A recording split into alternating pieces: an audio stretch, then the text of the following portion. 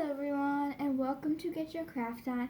Today we are going to be making a doll fireplace. Before you get your craft on, some of the items that you are going to need are pen, pencil or Sharpie, ruler, hot glue gun, hot glue, small sticks you can get from your backyard, a tea light, which is optional, some toothpicks, foam board or cardboard, push pins,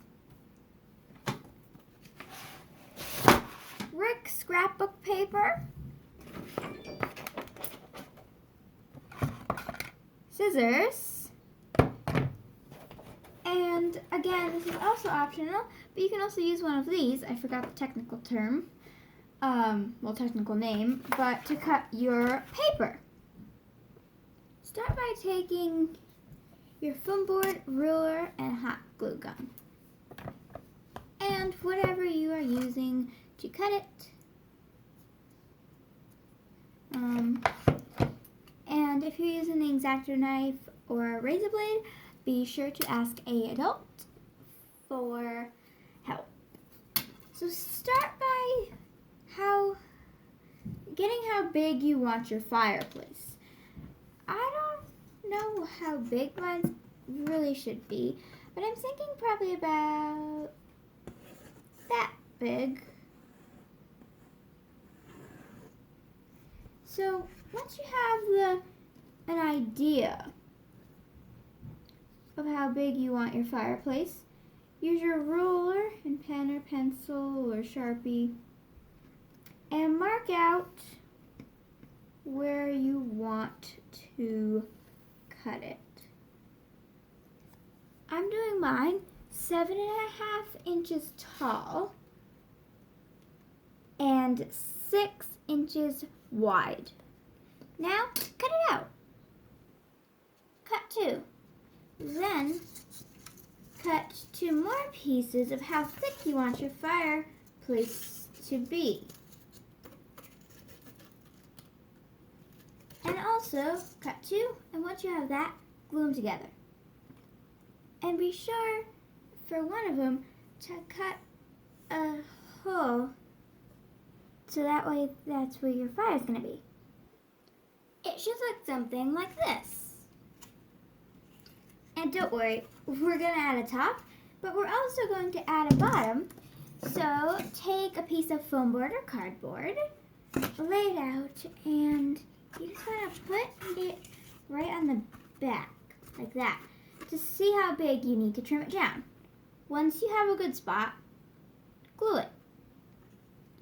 This is how mine looks. And if you wanted, you could round the edges. Just play around with it and have fun. And if you don't want it to have this little gap of overhang, just trim it flat to it, but I like the little overhang. Next, we're going to do the top. Just take smaller pieces of your foam board or cardboard, place it on, and then measure and cut. Once you have a good size, just apply a little bit of glue around the whole thing. Then take your foam board or cardboard and stand up so I can see it more even. Place it right on top. Just holding it so the glue can dry a little tighter to it. And this is the basic structure of our fireplace. It is not done though, so don't leave yet. Now, why don't we just go ahead and make the actual fire? So, for this, you will need to get your tea lights and, and sticks. And all you're going to do is your tea light's going to go in like that. or similar.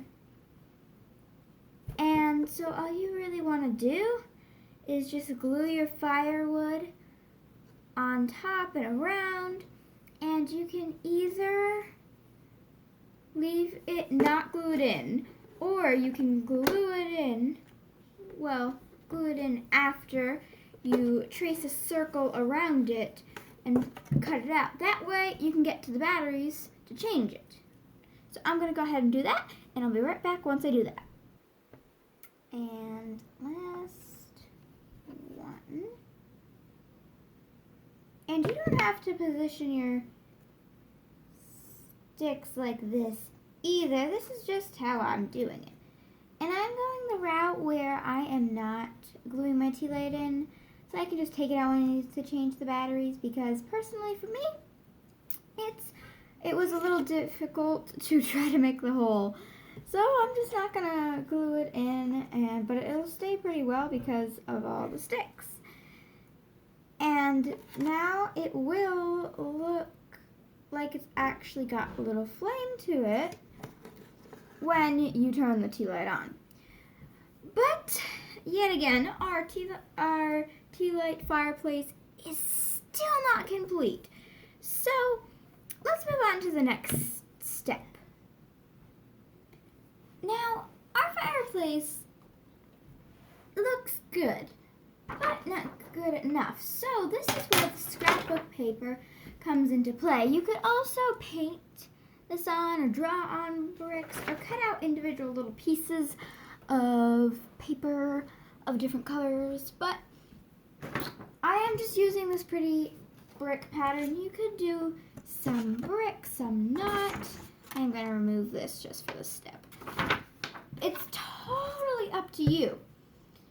And I think that I am either going to do full brick or partial brick. I think I'm going to go with full brick.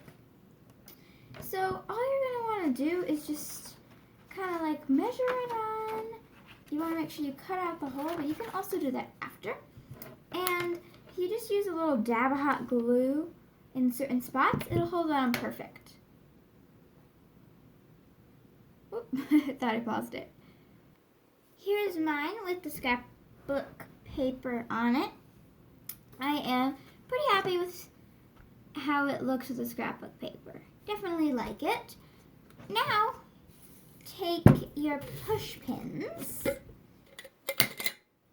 and all you're going to do is just stab them into the foam board. And this is so you can hang like a garland, decoration, or when Christmas time comes in a long time, you can hang stockings. And I am using clear push pins, but you could use colored, or you could paint on them.